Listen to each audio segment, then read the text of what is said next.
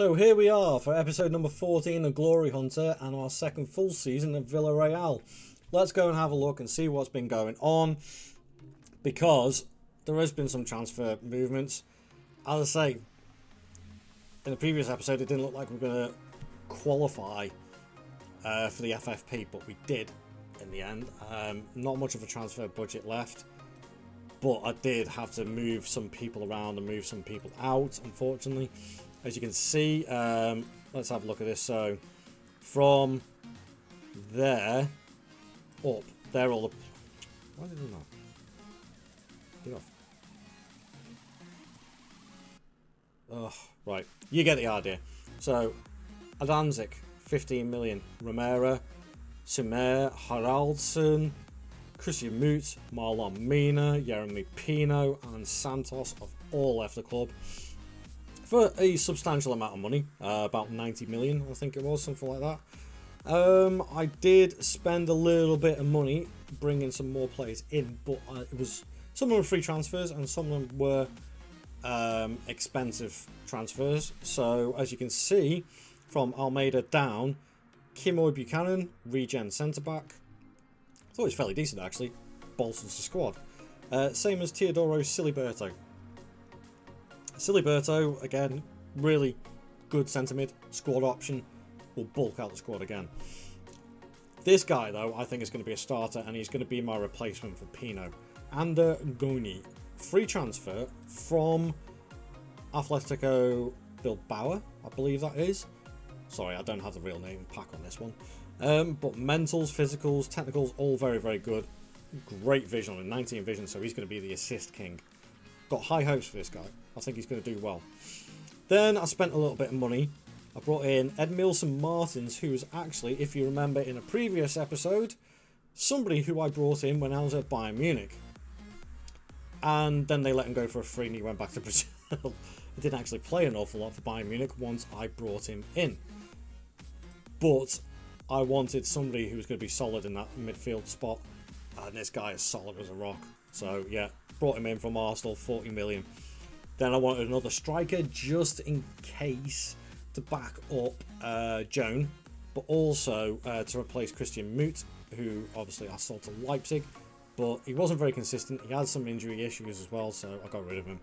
But I brought in one of my favourite players on the game, turning the wrong side of 30 now, but it's still got it. Francesco Pieros Esposito, very, very happy with that signing, especially for 20 million quid. And then I brought in another left back because I still wasn't happy with my left back slots. So I brought in another Brazilian, Ailson Martins, from BAH, which I don't actually know where that is. I know it's in Brazil, I can't remember what team it is. So that was that. And then I brought in a couple more afterwards. And you're going to like this one. Glenn Martin Hallen, who I actually think could be better than Joan. I really do. At the age of 17 and he looks like that, this guy is going to be incredible. I really do think he's going to be incredible. But my absolute crown jewel, Emeric Hiriart, from my previous club at Nice, believe it or not, he was actually put up for sale. I was like, right, okay, sell a couple players, bring in that money, because he was the one that I wanted in my central midfield, and I've got him. And I'm very, very, very happy that I've got him in the side. So, after a couple more sales as well, as I say, so Karabek, so it's basically out with the old, in with the new, so to speak. Ronio was another one. He's a bit of a youngster, but again, another one with injury issues, hence the reason why I let him go. So the squad-wise now is looking like this. It's very stacked, and it's very, very strong. A lot of depth in there now. Tactically wise, my team is looking like this now, with Martino in goal, Castro and Blanc at the centre-backs, Villanova and Badel, Martins, Hiriart, Santos, Goni, Joan and Esposito. Solid, solid team, and I'm expecting a lot from them this season. Obviously not the Europa League, because we're in the Champions League spot, but can we push on and get the Spanish Cup? Can we push on and maybe win the league? Join me after the tick over to find out. Well, it's the same old story. Oh, 4 points again behind Barcelona. 2 losses to them. They actually lost to me and Real Madrid, but who did I lose to? Silly losses. Almeria, Santander and Girona. Now, albeit Almeria and Girona have just qualified in Europa League spots, Santander, though, got relegated. That's not good enough. Not good enough at all. Who did we draw against?